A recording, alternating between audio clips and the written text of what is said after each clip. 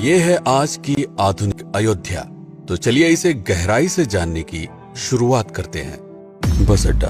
राम मंदिर से 7 किलोमीटर की दूरी पर 14 बीघा जमीन पर 219 करोड़ की लागत से लखनऊ हाईवे पर नया बस अड्डा बनकर तैयार है। Railway station. मंदिर से 1 किलोमीटर की दूरी पर 240 करोड़ रुपए में नया रेलवे स्टेशन डिजाइन किया गया है। भविष्य में अयोध्या से दिल्ली, मुंबई, चेन्नई, बेंगलोर, पुणे, कोलकाता, नागपुर, लखनऊ और जम्मू जैसे शहरों के लिए विशेष रेलगाड़ियां चलाई जाएंगी।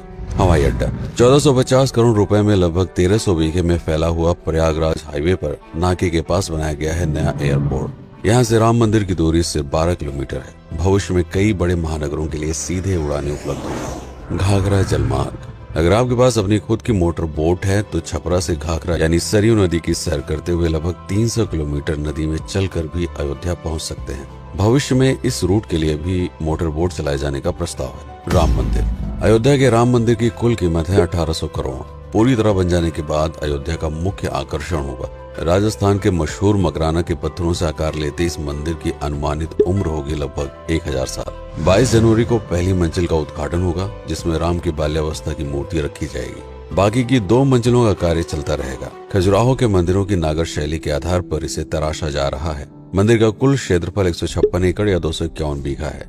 हनुमानगढ़ी। राम मंदिर से लगभग 800 मीटर की दूरी पर स्थित है हनुमानगढ़ी। मंदिर के आवासीय परिसर को मिलाकर यह लगभग 52 बीघे में फैला हुआ है। मंदिर की 76 सीढ़ियां चढ़कर हनुमान जी के दर्शन के बाद ही राम मंदिर में जाने का विधान है। यह मंदिर अयोध्या शहर के ठीक बीच में एक ऊंचे टीले पर बना है। शहर की तरफ आने वाले आक्रमणकारियों के आने की सूचना यहीं से प्राप्त करके अयोध्या के राजा तक भेजी जाती थी। इतिहासकारों के अनुसार जितनी बार भी अयोध्या पर आक्रमण हुआ उतनी बार इस मंदिर को भी विध्वंस झेलना पड़ा। हालांकि सन्यासियों ने हर बार इस मंदिर को फिर से खड़ा किया। आज ये मंदिर रामानंद संप्रदाय और निर्वाणी अखाड़े के अधीन है। राम की पेड़ी। अयोध्या को सरयू नदी की भयंकर बाढ़ से बचाने के लिए इस बांध का निर्माण किया गया था, जिस पर श्रद्धालुओं के स्नान के लिए कई घाट बना दिए गए थे। इतिहासकारों के अनुसार जितनी बार भी बांध टूटता था, सरयू का पानी अयोध्या की गलियों में घुस आया करता था। इसी बाढ़ से बचने के लिए पूरे अयोध्या में जगह जगह पर ऊंचे टीले बनाए गए थे, जैसे राम टीला, हनुमान टीला, लक्ष्मण टीला। आज ये बांध अयोध्या का मुख्य पर्यटन स्थल बन चुका है। हर दीपावली पर यहाँ लाखों दिए जलाकर रामायण की उस घटना को उत्सव के रूप में मनाया जाता है जब श्री राम अयोध्या वापस लौटे थे।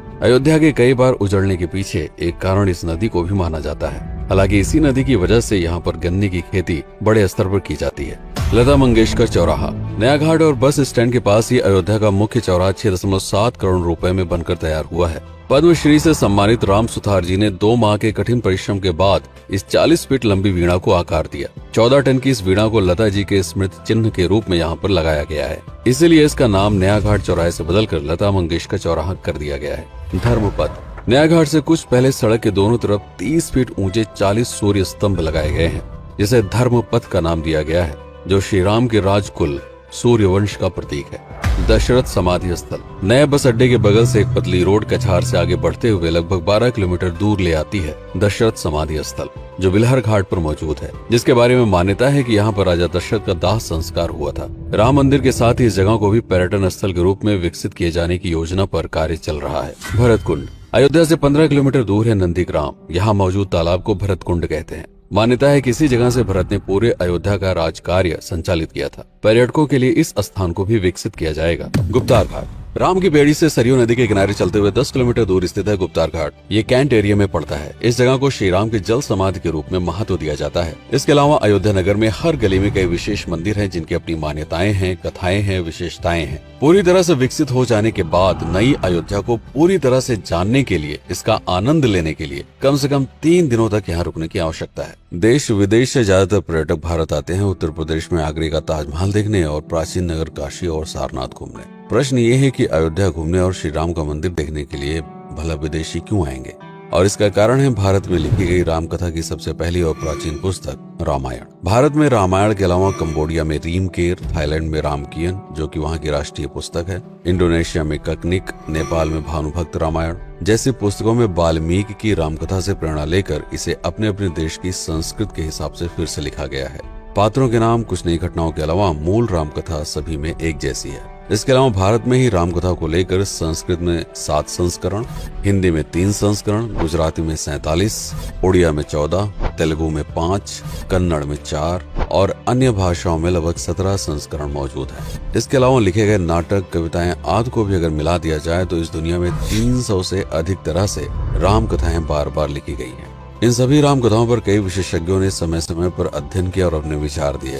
Father Kamil Bulcke, Hermann Jacobi, Wendy Doniger, Edward अल खरर, Alf Hiltebeitel, Paula Richman, Aubrey Menon, Ramesh Menon, Radha Vishwanath, Shantanu Gupta, Meenakshi Jain, Lala Sitaram, Swami Gyanananda Saraswati जैसे कई लोगों ने समय समय पर राम कथा को लेकर गहन शोध किया और इसमें छिपे हुए मूल कथा के साथ ही इसके इतिहास को समझने का प्रयास भी किया।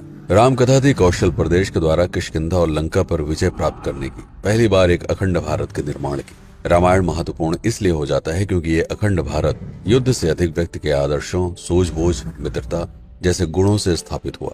रामायण एक ऐसा डॉक्यूमेंट है जो ये समझाता है कि भारत पहली बार एक कैसे हुआ। इसलिए ये गाथा न तो कभी भुलाई जा सकती है और न ही कभी मिटाई जा सकती है। और आज की अयोध्या उसे अखंड भारत का एक प्रतीक है, अपनी संपन्नता के कारण जिसने समय समय पर बाहरी आक्रमणकारियों का भी सामना किया। अयोध्या की इसी संपन्नता ने यहाँ पर मुगलों को भी आकर्षित किया। महात्मा बुद्ध भी यहाँ पर रुके, सिखों के गुरु साहब भी आए और जैन धर्म के तीर्थंकर भी। सिर्फ आए ही नहीं बल्कि उनके अनुयायी यहीं पर बसते चले गए। अयोध्या कितनी बार बसी, कितनी बार उजड़ी, इसके बारे में बहुत अधिक प्रमाण उपलब्ध नहीं है। सूर्यवंश के पतन के साथ ही अयोध्या का भी पतन होता रहा। बीच में कई सौ सालों तक अयोध्या मानो विलुप्त सी हो गई। इसका कारण क्या था, इसका कोई प्रमाण नहीं है। अयोध्या को फिर से खोजकर उसे स्थापित करने में बार बार राजा विक्रमादित्य का नाम आता है, लेकिन विक्रमादित्य एक उपाधि है जिसे कई राजाओं को दिया गया था। तो ये कहना मुश्किल है कि किस कालखंड के कौन से राजा ने ये कार्य किया। कुछ विशेषज्ञों का मत है कि यह काम उज्जैन के राजा विक्रमादित्य ने किया होगा।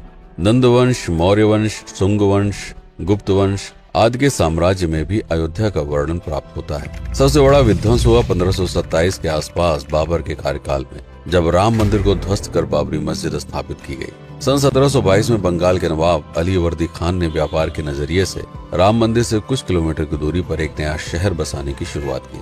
1730 में अवध के पहले नवाब सादत अली खान ने इसका नामकरण किया फैजाबाद। इन्हीं के उत्तराधिकारी सुजाउद्दौला ने इसे अवध की राजधानी बनाई। 1775 में अवध के चौथे नवाब असफुद्दौला ने फैजाबाद की जगह लखनऊ को अवध की राजधानी घोषित की। रावण अहंकार का प्रतीक और श्री राम विनम्रता के सूचक। सत्ता में आने के बाद हर व्यक्ति को यह बात हमेशा ध्यान में रखनी चाहिए, सिर्फ रंग रोगन और पत्थर लगवाने से राम राज्य नहीं आएगा, बल्कि जिस दिन स्कूल, अस्पताल और सरकारी संस्थानों से भ्रष्टाचार खत्म होगा, लोगों का मुफ्त इलाज और अपनी भाषा में उच्च शिक्षा उपलब्ध होगी, उस दिन भारत उस पायदान पर खड़ा होगा जहां कभी हम हुआ करते थे। रामायण अहंकार पर विनम्रता की विजय है। अयोध्या को अगर पर्यटन स्थल का केंद्र बनाना है तो इस आधार पर बसाना होगा, राम राज्य लाना होगा, राजनीति नहीं। यदि इस वीडियो में कोई त्रुटि हुई हो तो उसके लिए क्षमा करें। वीडियो पर समय बिताने के लिए आपका बहुत बहुत धन्यवाद।